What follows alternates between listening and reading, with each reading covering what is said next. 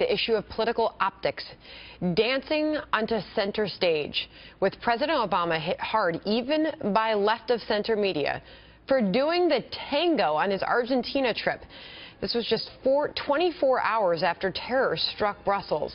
Joining me now is Mark Thiessen. He's a Fox News contributor and the former chief speechwriter to President George W. Bush, and Robert Zimmerman, Democratic strategist and DNC committee member.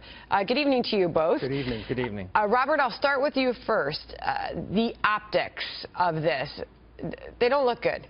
Well, obviously, by every standard, it's a bad photo op without question, and the individual who advanced that moment and orchestrated it should get his resume out and look for a new job. But the bigger issue here, Sandra, when you hear especially Mike's heartbreaking report from the tragedy in Brussels, the bigger issue here is that a president of the United States cannot be forced to retreat home from these historic trips to Cuba and Argentina, because that exactly plays into what the terrorist agenda is, which is to control and dictate our president's conduct. And likewise, we can't allow ourselves, out of fear and panic, to embrace the Cruz and Trump strategy and rationale, which actually has been condemned by many of our leading generals who served in the Bush administration and our leading law enforcement officials, Mark, because that compromises and threatens our security at home. Robert, I mean, you brought it to a whole new level, and you addressed him not coming home. And Mark, I think you'll be the first to point out that many of the calls weren't for Obama to come home. They were simply saying it probably isn't a good time to dance the tango. No, that's exactly right. I mean, the optics of the President of the United States dancing a tango, and I think Robert and I agree on this, were terrible. He probably shouldn't have gone to the baseball game. I personally think he shouldn't have been in Cuba to begin with, but that's a policy dispute. But, I mean, if you're going to be in Cuba, if you're not going to retreat, don't go to a baseball game and pal around with Raul Castro. Don't dance the tango. But the bigger problem here is not the optics. I'm less concerned about the fact that Barack Obama was dancing in Argentina than I am about the fact that we're losing the war with Islamic radicalism, that ISIS is on the march across the world. You know, we have, it's not just Brussels and Paris where these attacks have happened. Since 2014, the Islamic State has carried out 75 attacks in 20 countries outside of Iraq and Syria that have killed 1,280 people and injured 1,770. The President of the United States told us in November that ISIS was contained. They are not contained. They are carrying out, they're getting stronger. They are on the march across the world. They now have cells all throughout Europe, and Robert, they are going to come here. They're going to come here.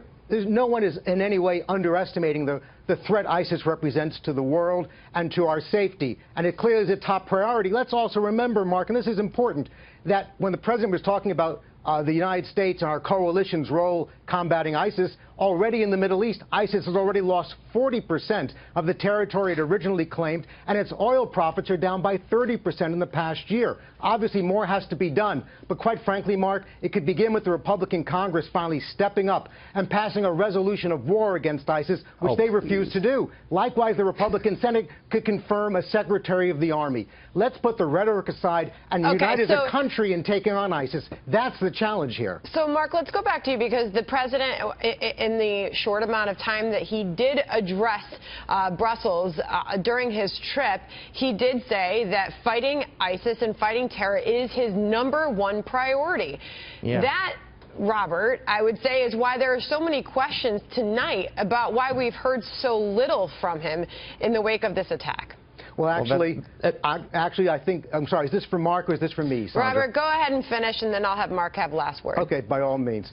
Most importantly, Sandra, obviously the president has addressed this. He has to continue to rally our country to this, and I believe, most of all, he has to rally the world, and I think we've made important steps in the Middle East to doing that. Our intelligence work by our FBI and our CIA and our law enforcement around the country is a great source of pride for all of us. And I think, likewise, the Republican Congress has got to put aside the partisanship and join with him in declaring a war resolution against ISIS. Mark? You know, Robert said that the president hasn't underestimated ISIS. This is the man who in 2014 said ISIS is the JV squad, and said, this is a direct quote, they are not a direct threat or something that we have to wade into. ISIS came in, took over territory the size of Great Britain, took in billions of dollars. Then in November he said they're contained. Paris, Belgium, San Bernardino, now another plot broken up in Paris. They are not contained. They are growing in strength. And that's the problem we face today. Anger and fears are running high tonight. Thanks to you both for joining us. Blessed Easter. Thanks.